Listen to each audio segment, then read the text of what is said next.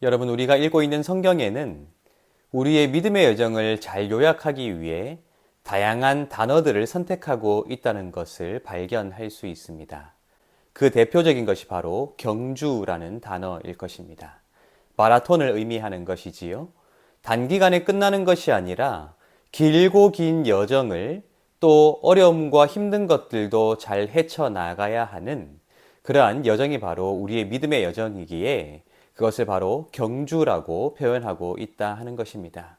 저는 간혹 성경에 나오지는 않지만 우리의 믿음을 잘 요약할 수 있는 이 시대에 단어가 있다면 무엇일까 하는 생각을 해보게 됩니다.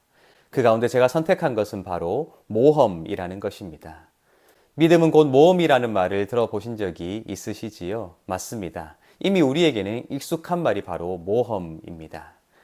믿음을 믿음답게 지켜나가기 위해 또 믿음을 통해 하나님을 만나고 하나님께서 행하시는 일들을 경험하기 위해서는 그저 안전하게 앉아 있고 그저 그 자리에 머물러 있는 것으로는 부족하다는 것이지요.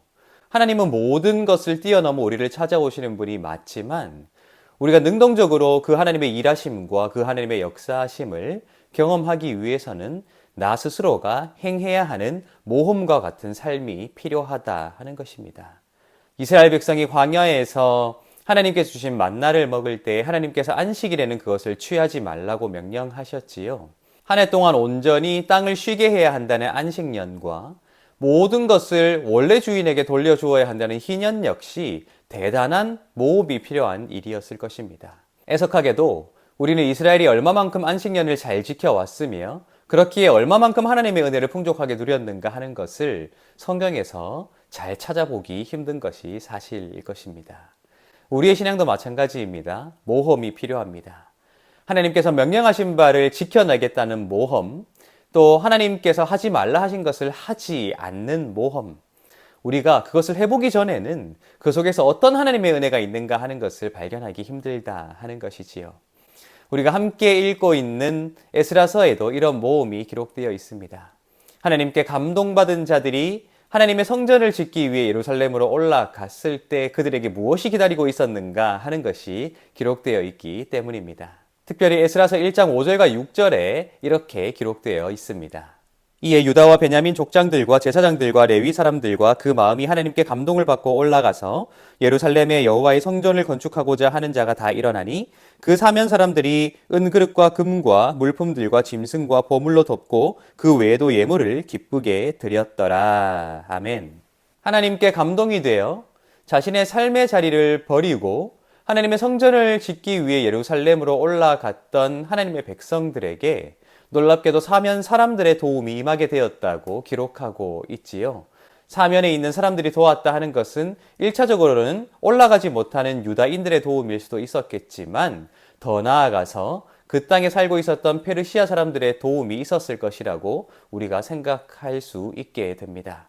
하나님의 성전을 짓기 위해 필요한 물품들뿐만 아니라 그들이 그곳에 올라가서 살아가기 위해 필요한 것들도 그들을 통해 많이 도움을 받을 수 있었다 하고 기록하고 있었다 하는 것이죠.